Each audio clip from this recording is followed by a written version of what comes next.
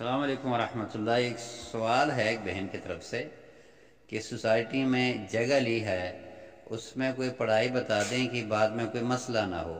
میری بہن، سوسائٹیوں کے اندر کچھ بھی ہے جو آپ بتا رہے ہیں، جو مسئلے ہوتے ہیں، لوگ مسائل بتاتے رہتے ہیں، وہ ہماری اپنی وجہ ہے۔ اس میں جو ہم وجہ بنتے ہیں وہ یہ نہ نماز پڑھتے ہوتے ہیں۔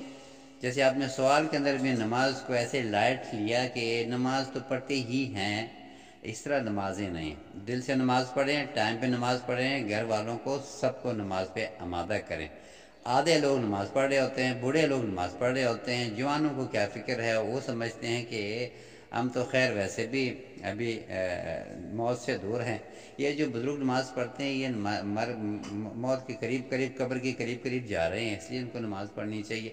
یہ نظریہ، اس قسم کی سستی ہمارے گھروں کے اندر اختلافات، گھروں کے اندر شیطانیاں اور پھر اوپر نیچے کی تنگی، ایک وجہ اس کی یہ ہے۔ دوسرا، ہم جو گھر بناتے ہیں واقعی ہم حلال مال سے بناتے ہیں یا کسی سرکاری محکمہ کے اندر کام کر کے وہاں فراڈ کر کے وہاں پہ کام کیے بغیر بیٹھے رہنا۔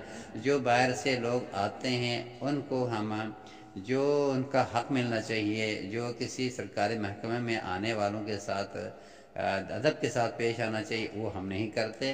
یا یہ کہ رشوت ہمارے مالوں میں، ہمارے پیسوں میں شامل ہوتی ہے، یا کہ سود کے کوئی کاروبار ہے، بینک میں پیسے ڈال دیتے ہیں، اس میں جو پیسے آ رہے ہیں، جو کچھ یعنی جو دنیا میں اس وقت چل رہا ہے، وہ سارے چیزیں اگر آپ کے درست ہے اور آپ کے گھر کے سارے لوگ نمازی ہیں اور بندے کے حقوق، اپنوں کے حقوق کا خیال رکھتے ہیں، تو سمجھ لیں کہ آپ کے گھر میں کچھ بھی نہیں ہوگا۔